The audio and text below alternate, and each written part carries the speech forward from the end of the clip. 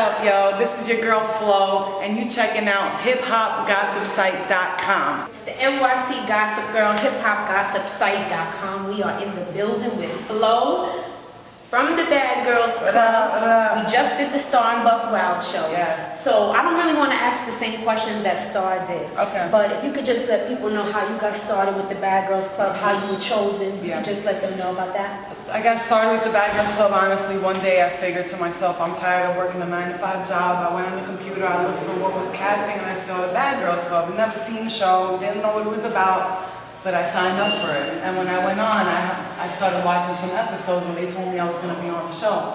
In order to get on the reality show, you have to, when you email or something, you have to put something that makes you stand out from everybody. For example, I'm bisexual and I'm Muslim and Albanian. You don't hear that nowhere, you know what I'm saying? So you gotta stand out, otherwise they're not gonna pick you. And then when you go through the interviews, you gotta stand out. That's how I ended up on the Bad Girls Club. And I always wanted to be entertained. Ever since I was a little girl, I always wanted to be an entertainer. That was my dream, so I got it. That's right. So I know your relationship at first might have been cool with most of the girls. At least it seemed genuine to me. It was. And then I watched the reunion show with Perez Hilton. And it was crazy. You actually had a fight with Natalie Nunn. Like I saw you dump her out the face. I don't, condone anything like that. That's what happened. Yeah. So tell me, why did that happen? Yeah, that happened because, like you said, the relationship that I thought I had with those girls, I thought was genuine. I literally thought it was a genuine relationship. I'm like, yeah, these are my friends. They're gonna be cool. We're gonna know each other for a long time. But then I left the show and I watched the show and I realized I see Natalie just talking mad shit about me, and I'm like, I thought we was cool. Word? Like I really thought she was my girl. Like you hardly ever hear me talking about the girls behind them. Like I hardly say shit unless I got into a fight with them or something like that. Right. I didn't realize she was constantly talking about me. And then Twitter, she would talk shit about me on Twitter and Facebook. So by the time I got to the reunion, this was all in my head. So I sat next to her. So you were angry. You had and that she was sitting there laughing at me, and I was like, you know what? That's it. I'm not gonna let this girl get away with this anymore. She really abused me for a long time that I had no idea. And then I handle my business. Like, I don't condone violence either. I'm not a violent person. But I handle my business when somebody's trying to shit on me or play me out. I don't take that from people. Like, I don't like that. That's why I yelled at Perez Hilton. Yeah, well, that was going to be my next question. Because if I don't say nothing wrong to you or disrespectful to you, don't do it to me. Like, you know what I'm saying? We're two adults. Like, we could talk shit out. You don't have to put me down because then I'm going to put you down. Right. Do you think that Perez Hilton may have taken sides with Natalie as opposed to you? Of course. Yeah. He did. You know why? He started taking sides with everyone else besides me because I blew him up. And I said, that's why you got punched in your face by will.i.am, because you're a bitch. And that's when, after I did that, that's when he completely changed his face. He went from, because you try to say I'm jealous of Kendra, I'm jealous of Natalie. No. I swore on my Lord that there was no jealousy there. You know what I'm saying? It was just me telling the truth. These are how these girls were. Like, there's no reason for me to be jealous. I'm not ugly. I'm not stupid. I got things going for myself. You know, and that's how Flo works. Right. I'm so honest and loyal to my friends that I will literally take my shoes off and my shirt off, like, and be like, here, are you cold? And when people do it to me, where like they screw me over after I've just bent over backwards for them, I really get my feelings hurt. Right. And that's when anger comes about. Because I'm not an angry person. I'm very smiley and happy all the time. Yeah, you seem that. I am. I'm always like, let's just chill. You know, like that. But that's the thing with the Bad Girls Club. I always wanted to chill. I wanted to relax, have a good time, go out. But these girls were always like looking for trouble to stir up. Now, is that the reason why they made the Bad Girls Club? To make y'all have beef and problems? Exactly. They have. So did you know that though? I knew. These girls weren't getting what I was trying to explain to them. I can't talk too much about the production and what goes on behind the scenes, but I could tell you this much. I knew everything. For some reason, as soon as I got in that house, I was like, this is what they're doing, that's what they're doing. I had seen and knew everything, and I did not let nobody manipulate me. But the other girls did, and I kept trying to tell them, you see me arguing with them, but they don't show me saying, you stupid, they want you to do that. Right. They cut that out. They cut all that out. They show me just arguing with them, but I'm trying to explain to them, you're selling your soul to the devil right now.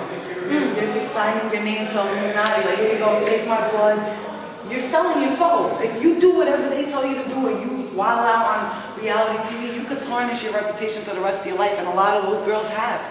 Now let me ask you, being that you're talking about relationships now and how people perceive you, what is your relationship now like with Natalie? Because I did interview Kendra earlier this year, and she said she gets along with everyone now. Yeah. So what is your relationship like now with the other Like girls? I said, me and Natalie, me and the other girls, Natalie, all of them, I talk to them, I see how they're doing because I'm that type of person.